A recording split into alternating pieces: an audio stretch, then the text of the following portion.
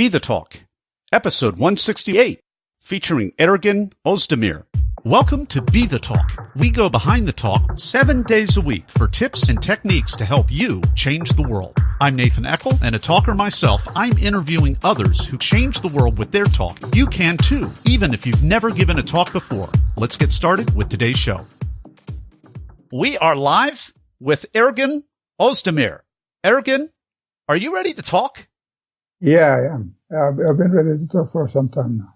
Ergin Özdemir is a social entrepreneur, diversity advocate, and one of Sweden's foremost public speakers. His approach to increasing diversity literacy is two-pronged. By working with leaders, employers, and institutions, Ergin increases their diversity IQ so they can build, preserve, and harness the power of diverse teams.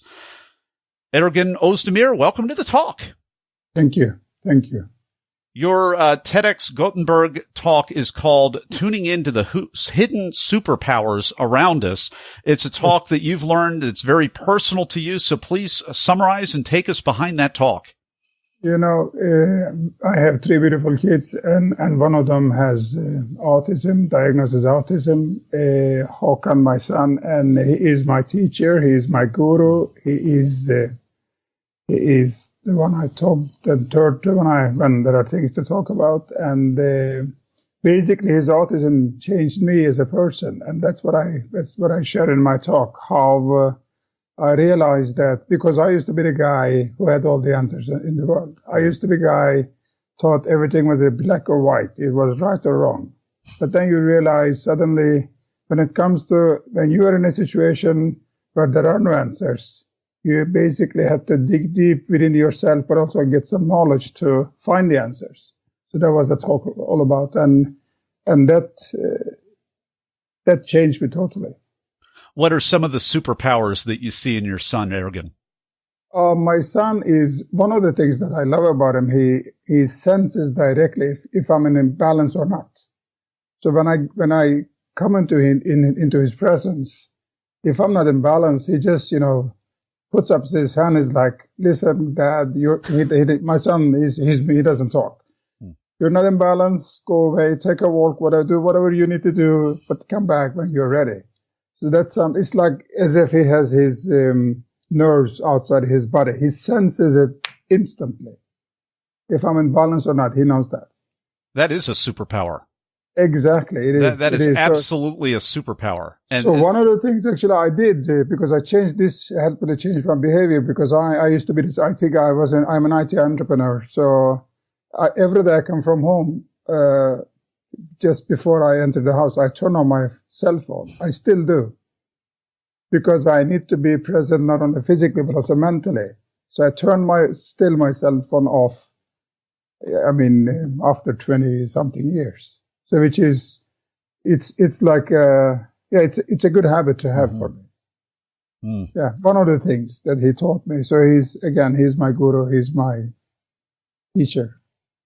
I'm seeing two superpowers because number one, just to be able to sense the mood and whether somebody's present and someone is being personable, I guess is another way of saying that. And the other one is to take a very powerful executive like you, like the father, and be able to communicate that and be able to not train you, but to be able to, it's almost like an emotional consultant. I mean, to be able to speak truth to power on that level is absolutely huge. So I'm seeing two already.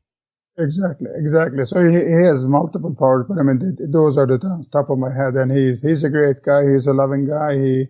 We see him he is in a living arrangement, which is special, people with special needs. We visit him every second week. We're going to do this week again. I look forward to them. And he's a cool guy with superpowers. See, what I'm loving about this conversation, we all have very powerful people that we either work for or were married to or were born to or whatever. My father's a pretty high powered guy. So I'm kind of putting myself in the middle of this interview a little bit. And I just think it's just so powerful, not just what he's able to do, for you, Ergin, but I mean, I know this was a process for you. I know you're not necessarily really the hero here, of your talk, but at some point, you decided to listen. And I'm just wondering if you wouldn't mind, talking about the period in between. I would like to hear how long you had to wrestle with some might say imperfection of the situation. Some would say perfection, but it's only in a different lens. What was that process of struggle like for you? And feel free to correct me if I'm wrong, but I just think there's a real story there, if you wouldn't mind sharing it. Yeah, I mean, there is a story there, and you're right on the money, Nathan, because I used to be this. I am also, as an engineer, I love digging for answers. So, but from the beginning, I was in denial. My wife knew more than I did. I didn't even know what autism was. I had no idea. So I basically had to go to the library and get some books and start reading. That's what I did. And I still do. I still read a lot of articles about information about autism. So that maybe in a period of 2-3 years, I basically tried to figure out what how would I handle with this situation, not only for myself, but also for him, because I realized along the way, this was not about me by no means. It was about him. But it is a certain process, and you basically re-engineer your mindset. That's what I needed to do. And when I look back, I'm grateful. I always say that I think it's a gift. This will sound quirky, silly, I don't know, but it makes sense to me. There is a reason Håkan is in our lives. I don't believe in destiny, and I'm not a religious person at all. But I think his role, his being, is a gift to me, because that made me a better person. But it's a tough process, and I am not a person that talks about feelings. I wasn't a person. I was this 190 powerful guy, Turkish guy, macho guy. That was me.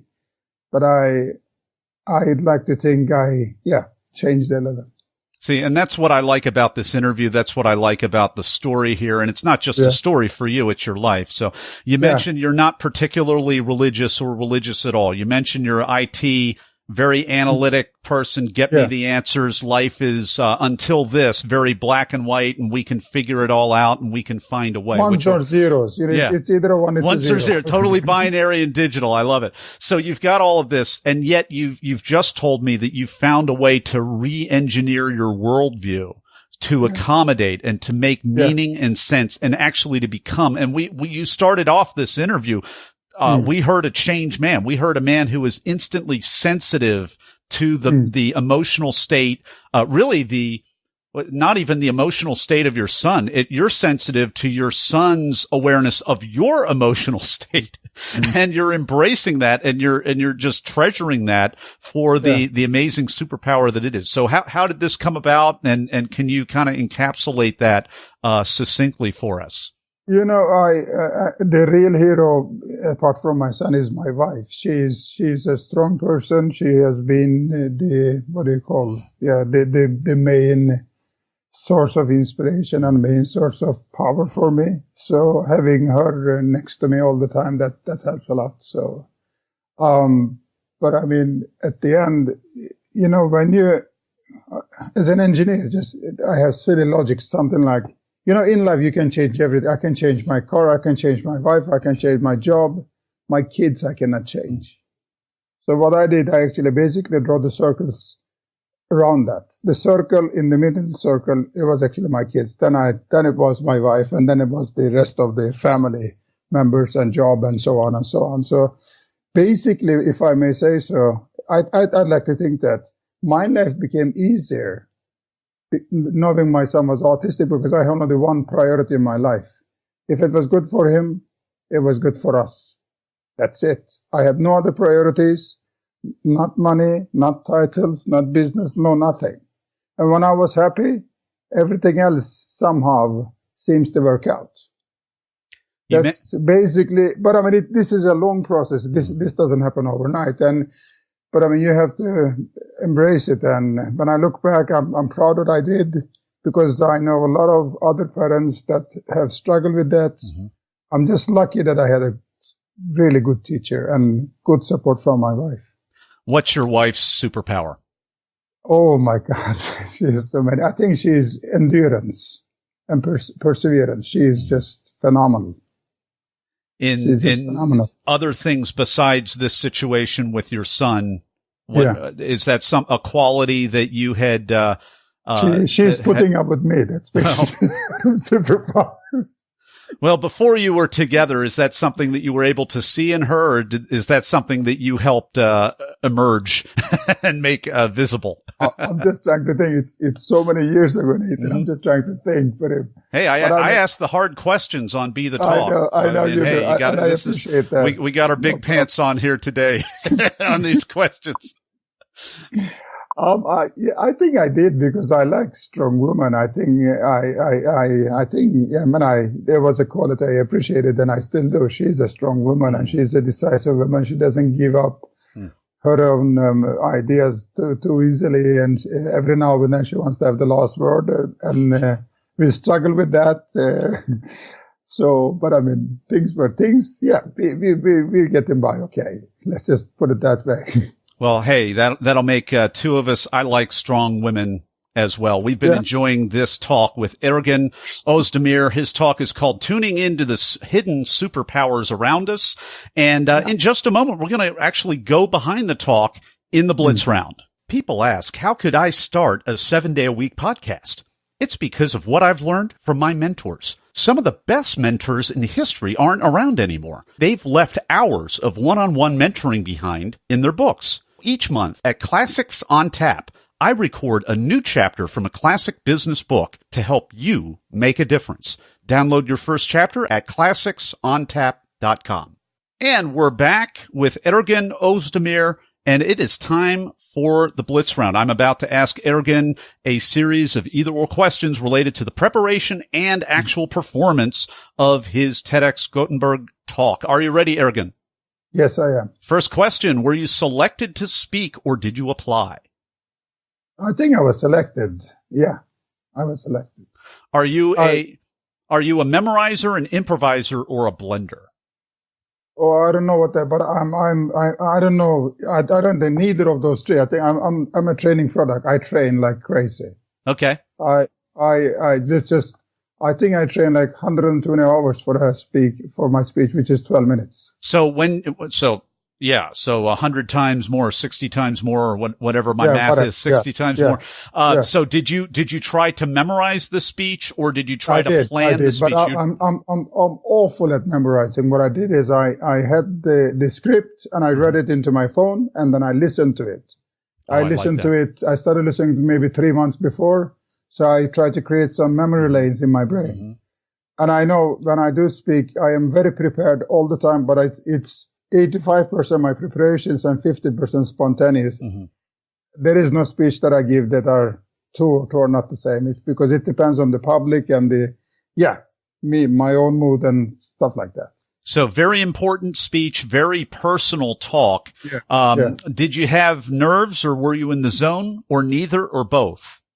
Being prepared calmed my nerves. I mean, nervous in a good way. I wasn't nervous, I was nervous in a good way. I felt prepared. I was ready. I was almost, too charged. So, but I mean, I was ready. Ergin, what's a tip, a technique, or a tool that actually helped you prepare? During the preparations, we had the coaches and one of the things my coach told me, she said that one story, try to give only one message, one story, one message, because I had other things as well I want to share. She said, no. So I think that's the key. If you're going to do a TEDx ever, one story, one message, and stick to it. Well, that's harping in on my next question, which is the cut for time question, because you have to cut out stuff. What was the most painful story or anything else that you had to cut out because you didn't have enough time? I thought I had a, kind of funny story about, me coming to Sweden and stuff like that. But I mean, it wasn't part of the story. So that's, it didn't belong there. But at that time, it felt like I thought it was going to be valuable. But at the end, I had to admit, it's kind of hard to admit they were right. And I was It's hard to admit. It's always hard to admit. Oh my gosh. All right. Well, hey, it's a performance. So what was the most unexpected, strange, or just plain weird thing that happened during or right before your talk?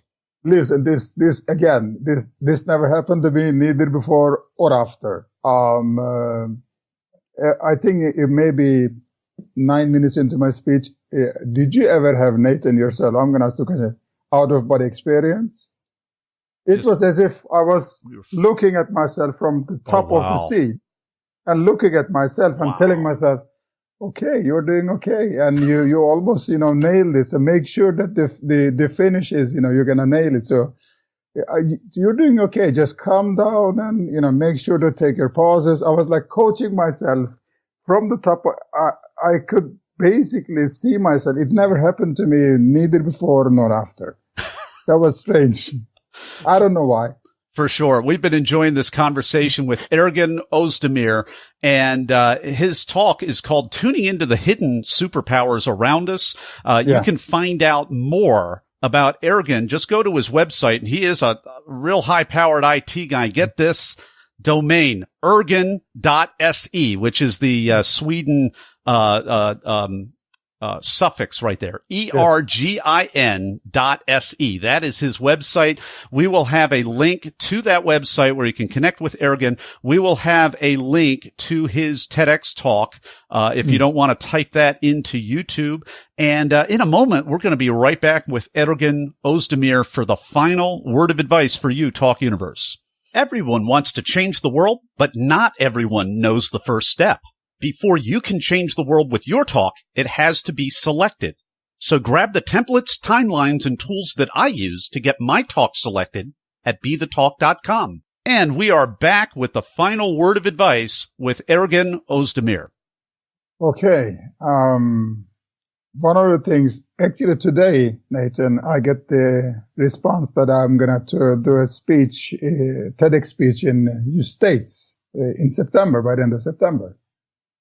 So one of the things that I was thinking of is, as a speaker, the speech is not, the people that are coming to, the audience are not coming there. They're there to listen to themselves, not to you. They listen to you, but through your stories, they're listening to themselves and trying to figure out their life choices and their lives and their relatives and their lessons. So I think, not only saying being humble, but being humble is one of the most crucial things as a speaker. It's always about the audience. And also, of course, the producer, but I mean, at the end, it's never about you. Saying that, being courageous and being transparent and being almost nude. I'm saying nude in the sense that you are, showing everything you have. It is powerful, and dare to be quiet, because silence is the most powerful tool any speaker do have. And I struggle with that. I train myself to that. So dare to be open, transparent, and silent. Ergin Özdemir, thank you so much for coming on the talk today, late at night, and sharing your wisdom with Talk Universe. Thank you. Thank you so much. It was nice meeting you, Nathan, and I hope I'll see you soon physically also. Thanks for listening to Be The Talk. For tips and resources to help you change the world, go to BeTheTalk.com. See you tomorrow.